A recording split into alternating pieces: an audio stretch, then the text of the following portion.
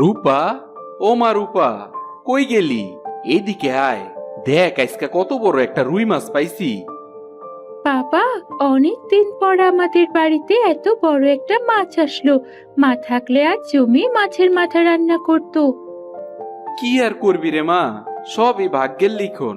তুই একটা কাজ কর, মাছটা ভালো করে রান্না কর, অনেকদিন পর বড় মাছের ঝোল খাওয়া যাইব। হ্যাঁ বাবা, তাই দাও, আমি এখনই মাছটা রান্না করছি। তুমি ঘরে এসে বিশ্রাম নাও, আমি তোমাকে কিছু চিড়ে মুড়ি খেতে দিচ্ছি। এই বলে রূপা মাছ নিয়ে রান্নাঘরে চলে যায়। আজ মায়ের মতো রান্না করার চেষ্টা করব। বাবা কত কষ্ট করে কিন্তু ভালো খাবার খেতে পারে না। বাবার জন্য আমার খুব কষ্ট হয়। মাডা মইরা যাওয়ার পর মাইয়াডা আমার কেমন যেন হয়ে গেছে। এই মাইয়াডাই এখন আমার সব। যাই, মাইয়াডারে হাতে হাতে একটু সাহায্য করিগা। কিছুক্ষণ পর, চলো বাবা, তোমাকে খেতে দিচ্ছি। আমার রান্না হয়ে গেছে। তুমি তো আবার নদীতে মাছ ধরতে যাবে, তাড়াতাড়ি খেয়ে নাও। সকাল থেকে তো কিছুই খাওনি। আজকা তুই একটা মাছ ছাড়া আর কোনো মাছই পাই নাই। আজ তো আর মাছ বিক্রি করতে যাইতে পারবো না গঞ্জে। মাছ বিক্রি না করতে পারলে বাজার হইব কোন আনতে।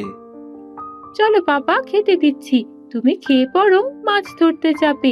আর এত কিছু চিন্তা করতে হবে না, যা হওয়ার তা তো হবেই। তোরে একা রাইখা নদীতে যদি মাছ ধরতে যাই, আমার মনটা অনেক খারাপ লাগে। আমাকে নিয়ে চিন্তা করো না তো বাবা, আমার কিছুই হবে না। তুমি তোমার কাজ মন দিয়ে করো বাবা। আরে বা, তুই তো দেখি তোর মায়ের মতোই রান্না করতে পারোস। মাছের ঝোলটা তো অনেক ভালো হইছে। এত ভালো রান্না কইতে শিখলি রে মা? মনে হইতাছে তোর মায়ের হাতের খাবার খাইতাছি। আমি তো মায়ের কাছ থেকেই শিখেছি বাবা। সত্যিই বাবা, রান্নাটা ভালো হয়েছে। অনেক চেষ্টা করেছি যেন মায়ের মতো হয়। তুইও একটু খায়া দেখ, খাইলেই বুঝবি তোর মায়ের মতোই রান্না হইছে। আমার মাইয়াটা এত ভালো রান্না করতে পারবো, আমি তো কখনোই তা ভাবি নাই।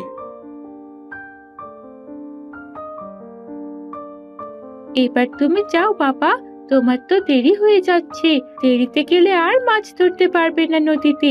সবাই মাছ ধরে চলে যাবে আর তুমি খালি হাতে বাড়ি ফিরবে। হরে মা, যাইতাছি। নৌকাটা আস্তে আস্তে ভাঙ্গা যাইতাছে। আর কয়দিন যে এই নৌকায় মাছ ধরতে পারমু, উপরওয়ালাই ভালো জানে। দিন দিন শরীরটাও জানে কেমন হয়ে যাইতাছে। রফিক হাতে জাল নিয়ে নদীতে চলে যায়।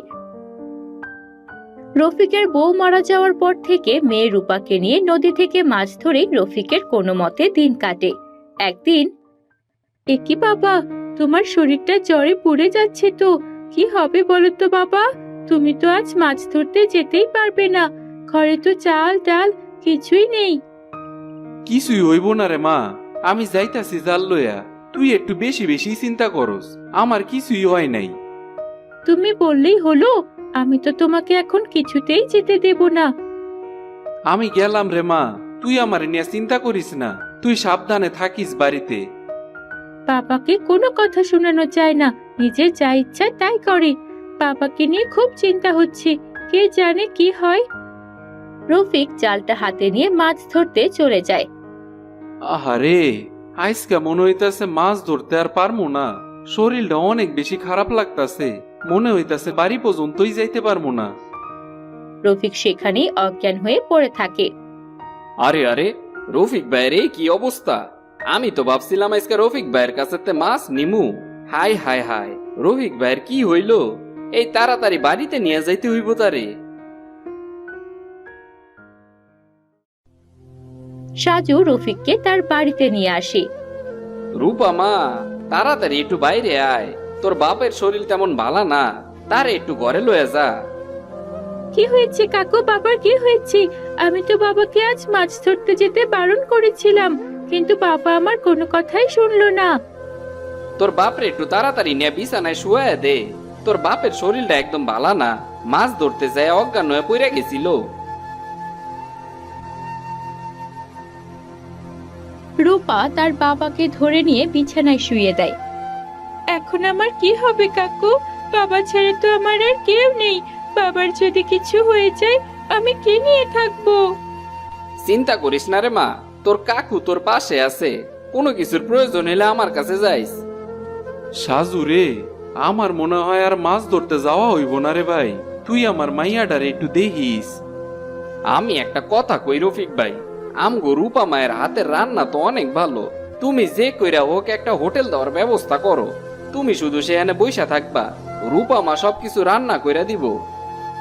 আমার তো হোটেল দেওয়ার মতো কোনো জায়গা নাই রে, কই হোটেল দিমু? আর তাছাড়া এখন আমি টাকাই বা কই পামু? তোমার নৌকাটা আছে না, ওই নৌকাটা বিক্রি করে দাও, কিছু টাকা তো আইবো। তাছাড়া তুমি তো আর নৌকাও চালাইতে পারবা না, শুধু শুধু রাইখা ওইটা কি করবা?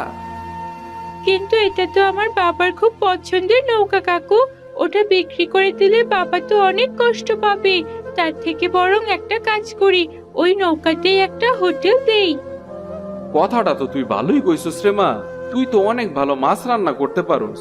নৌকায় যদি মাছের হোটেল দেওয়া যায় তাইলে তো ভালোই হইব। যারা নদীর উপারে যাইব তারা তো হোটেলের থেকে কিছু পেট ভরে খাইতেও পারবো, এতে আমগো লাভ হইব। তুমি ভালো কথাই কইছো, এইটা করলেও ভালোই হয়। আমি তাইলে নৌকার উপরে হোটেলের একটা ব্যবস্থা করি। তেমন কোনো কিছু তো আর করতে হইব না, খালি একটা টেবিল বসানোর জায়গা হইলেই হইব। আমি তাইলে এখন আসি ভাই। তুই একটা কাজ কর, কিছু মাছ বাজারের থেকে কিনাই না রূপা মারে একটু দিয়া যা, যাতে করে ও রান্না করতে পারে। আচ্ছা ঠিক আছে, আমি মাছ কিনা দিয়া যামুনে, এই নিয়ে তোমারে আর কোনো চিন্তা করতে হইব না।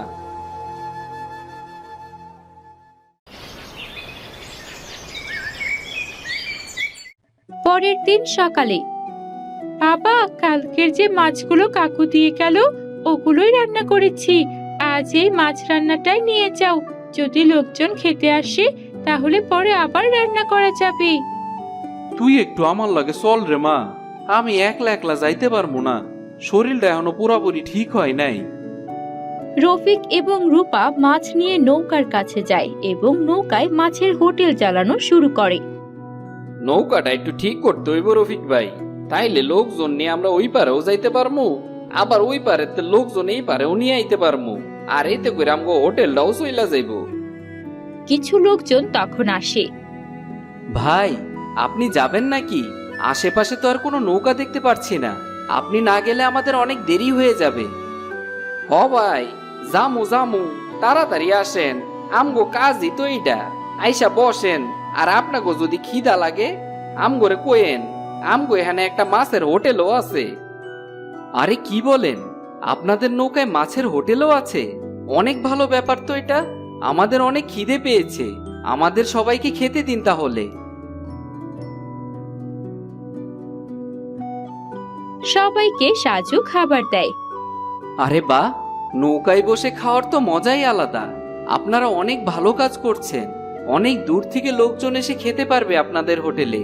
আপনাদের খাবারটা খুব ভালো লেগেছে, মাছ রান্নাটা যা হয়েছে না, অনেক মজা করে খেয়েছি। কে রান্না করছে এটা দেখতে হইব না? আমার মাইয়ার হাতের রান্না, তাই তো এমন হইছে। হ, রূপা মায়ের রান্নার হাতের প্রশংসা না করলেই না, ওর রান্নার জন্যই আমগো মাছের হোটেলটা চলতাছে। তা না হইলে কি আর নৌকার উপরে মাছের হোটেল চলে নাকি? মাইয়া ডাকার তাও তো দেখতে হইব রে সাজু, আমার মাইয়া বইলা কথা, এমন রান্না তো করবই। আমরা রোজই নৌকা দিয়ে ওপারে যাব, আর প্রত্যেক দিন আপনাদের নৌকার মাছের হোটেলে আমরা খেয়ে যাব। সবাইকে বলেও দিব আপনাদের নৌকায় যারা যারা যাবে সবাই যেন হোটেলে খাবার খেয়ে যায়।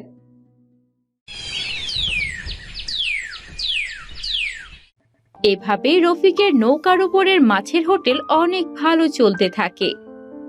আমার যে কি হইতো রে, হোটেল দেওয়া তো দূরের কথা, ঠিক মতো খাইতেও পারতাম না, তুই যদি আমগো পাশে না থাকতি সাজু। কি যে কও রফিক ভাই, বিপদে যদি পাশেই না থাকি তাইলে আর কেমনে চলে? তুমি তো আমগো বড় ভাইয়ের মতোই। তুমি বাড়ি যাও, আমি হোটেল বন্ধ করে বরং বাড়িতে ফিরমুনে।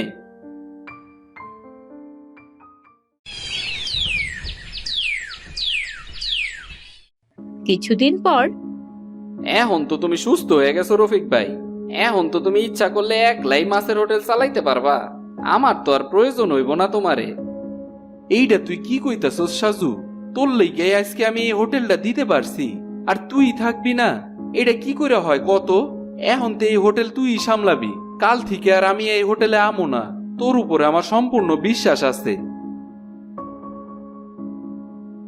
রফিক বাড়ি চলে আসে। বাবা, আমাদের নৌকার উপর মাছের হোটেল কেমন চলছে? সাজু কাকু কাল বললো অনেক লোক নাকি আসছে আমাদের মাছের হোটেলে। হ, তোর কাকু ঠিক কথাই কইছে। নৌকার উপর যে এত ভালো মাছের হোটেল চলবো তা তো আমি আগে বুঝি নাই। এখন তে সাজুই হোটেলটা সামলাইবো, সব দায়িত্ব আমি ওর উপরেই ছাইরা দিয়ে আইছি। ঠিক আছে বাবা, এটা তুমি খুব ভালো কাজ করেছো। কাকু তো অনেক ভালো মানুষ, উনি নিশ্চয়ই ওনার দায়িত্ব সঠিকভাবে পালন করবে।